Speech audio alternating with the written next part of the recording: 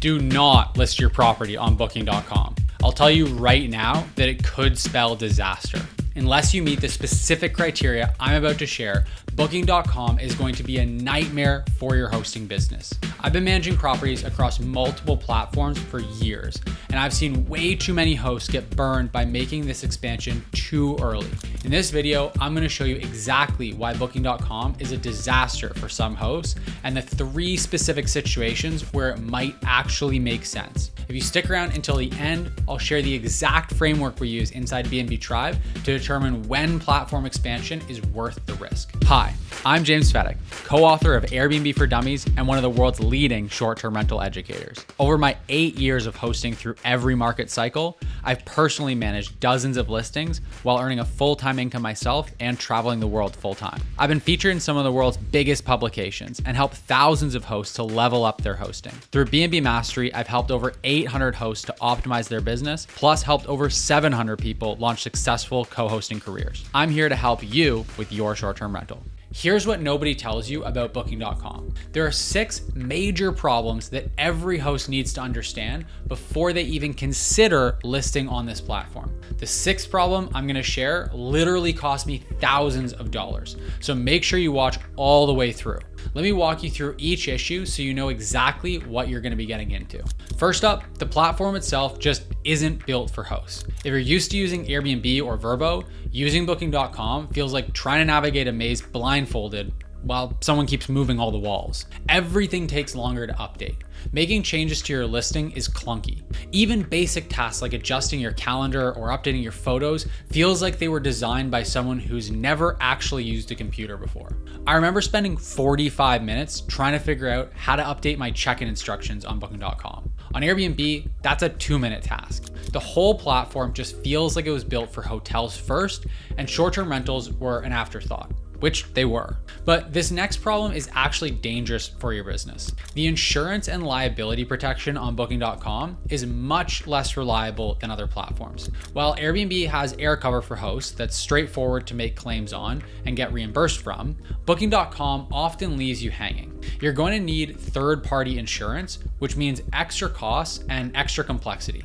Most hosts don't realize this until it's already too late. They think that they're covered just like they are on Airbnb, and then something happens and they find out they're completely on their own. The guest communication situation makes everything even worse. Here's the thing about Booking.com guests. They don't use the platform's message center, like at all. They'll book through the platform and then immediately start calling or emailing you directly. Now, you might think that's not a big deal, but it actually creates a huge problem.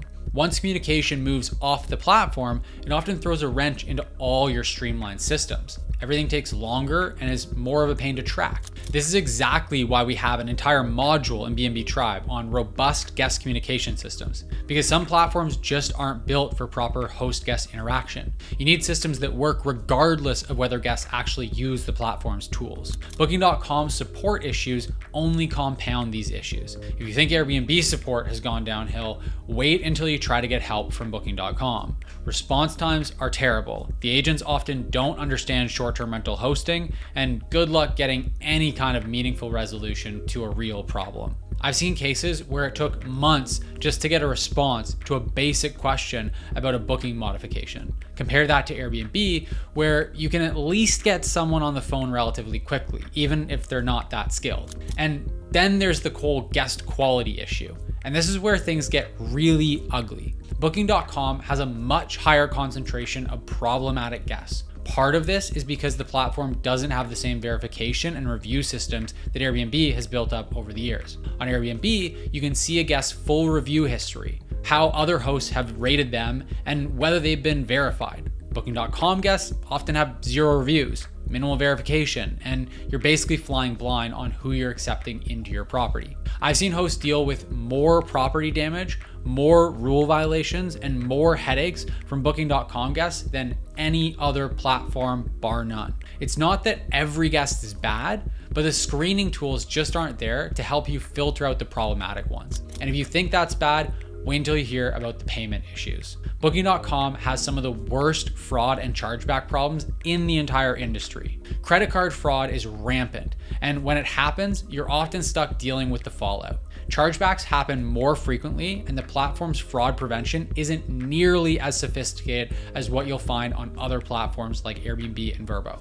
I personally lost over $2,000 to fraudulent bookings on Booking.com before I figured out how to protect myself. The guest used a stolen credit card, stayed for 3 nights, caused damage to the property, and then the real cardholder disputed the charges. Booking.com basically said, sorry, deal with it yourself.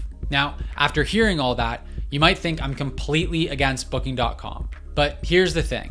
There are actually some specific situations where Booking.com can work for your business. If you meet these criteria, you might want to reconsider your position on the platform.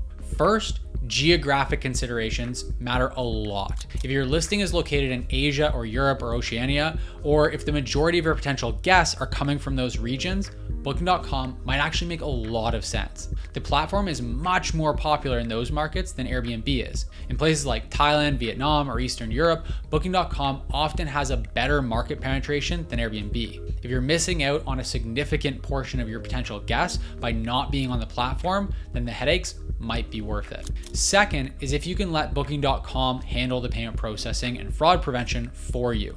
This means that they take on the risk of chargebacks and fraud, but you also give up some control over the payment process. If you're willing to accept their payment terms and processing, then this can actually reduce your fraud risk significantly. This next strategy is crucial if you go this route. You need to price your Booking.com listings 20 to 30% higher than your other platforms. This isn't just to compensate for platform fees, it's to account for all the extra hassle, risk, and lower guest quality you're gonna have to deal with. Think of it as a pain in the butt premium. If guests are still willing to book at those higher rates, then great. If not, you're not really losing anything because you've got your other platforms optimized and working effectively. Fourth, you absolutely need advanced systems in place before you even consider Booking.com. This means third-party insurance like GuestHog to protect your property, robust guest communication systems that work across multiple channels, and the ability to handle more complex guest management scenarios. This is where B&B Tribe's advanced training playbooks really shine. We have specific modules on setting up scalable operations across multiple platforms, including how to handle the unique challenges of each platform, like Booking.com, while maintaining consistent service quality. And finally, you should only consider Booking.com after you've completely optimized your Airbnb listing. If you're not consistently booked at high occupancy rates on Airbnb, adding another platform isn't going to solve your fundamental problems. Fix your foundations first. But here's what most hosts get wrong about platform expansion. They think more platforms automatically equals more bookings. And that's just not how it works. Each platform requires its own optimization strategy, its own guest management approach, and its own risk management. If you're not prepared for that complexity, you're gonna end up spreading yourself way too thin, and you're gonna perform poorly on all platforms. The smart approach is to master one platform, then strategically expand to others when it makes sense for your specific situation and business goals. Inside B&B Tribe, we have the complete multi-platform strategy playbook that walks you through exactly when and how to expand to additional platforms. We also provide platform performance tracking spreadsheets that help you measure ROI across every platform so you can make data-driven decisions about where to focus your energy. Our members like Michael, who's successfully managing 13 properties across multiple different platforms, didn't start by listing everywhere all at once. They built strong systems on one platform first, then strategically expanded when they had the foundation to handle the additional complexity. And we even have some members like Andrew and Hanif who are absolutely crushing it on Booking.com despite all the platform limitations and nuances. So remember, Booking.com can be a good option and can even add tens of thousands of dollars to your bottom line. But the key is to use it strategically and only when it really makes sense. The decision to expand should be based on your specific market, your system capabilities, and your risk tolerance. Don't let FOMO drive you to make platform decisions that could ultimately hurt your business. If you're serious about platform expansion and want to do it right, check out BNB Tribe at the link in the description down below. You'll get our complete multi-platform strategy training, including step-by-step guides for Booking.com and Vrbo. Plus, you'll join hosts like Michael, Andrew, Hanif, and Andrea, who just landed her first luxury listing client by having the right systems in place. Our community has the tools, the training, and the support to help you make smart expansion decisions that actually grow your business instead of just adding unnecessary complexity. Drop a comment and let me know. Are you considering Booking.com, or have you tried it already? What's been your experience with the platform expansion? I would really love to know. I read every single comment here, and I'd love to hear about your hosting journey. And if you found this video helpful, take literally half a second and just hit that like button and subscribe to the channel. Thanks for watching, and I'll see you in the next video.